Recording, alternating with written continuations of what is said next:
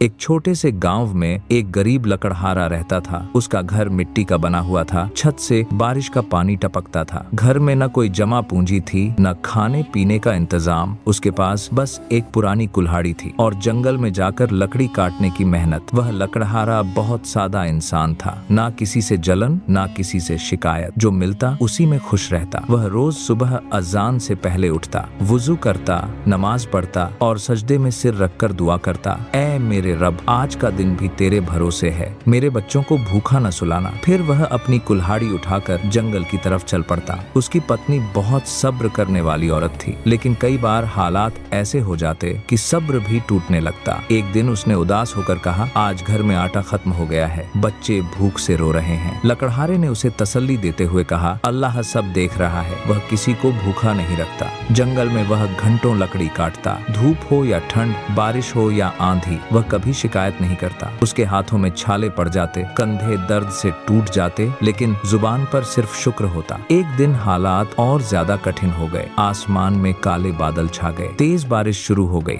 लकड़ी भीग गई। लकड़ी बेचने की कोई उम्मीद नहीं बची। लकड़हारा एक पेड़ के नीचे बैठ गया। उसके दिल में चिंता थी, लेकिन जुबान पर शिकवा नहीं। उसने आसमान की तरफ देखा और कहा, इक़सम ए अल्लाह, मैं तुझ पर भरोसा करके निकला था, तू ही मेरा सहारा है। वह वहीं बैठकर कुरान की आयतें याद करने लगा। उसका दिल सुकून से भर गया। उसे यकीन था कि अल्लाह देर करता है, अंधेर नहीं। थोड़ी देर बाद एक अमीर व्यापारी घोड़े पर सवार होकर जंगल से गुजरा। उसकी नजर उस गरीब लकड़हारे पर पड़ी। उसने पूछा, इस बारिश में यहाँ क्यों बैठे हो? लकड़हारे ने जवाब दिया, अपने रब की रहमत का इंतजार कर रहा हूँ। व्यापारी को लकड़हारे की बात पसंद आई। उसने लकड़ी देखी और कहा, मुझे ये सारी लकड़ी चाहिए। उसने उम्मीद से कई गुना ज्यादा पैसे दिए। लकड़हारे की आंखों से आंसू बहने लगे। उसने कहा, ये सब मेरे रब की रहमत है। जब वह घर पहुंचा तो बच्चों के चेहरे खेल उठे। उसकी पत्नी हैरान रह गई। लकड़हारे ने मुस्कुराकर कहा, देखा, अल्लाह ने फिर हमें खाली हाथ नहीं लौटाया। उस रात लकड़हारे ने लंबा सजदा किया, आंखों से आंसू बहते रहे। उसने कहा, ऐ अल्लाह, मेरे यकीन को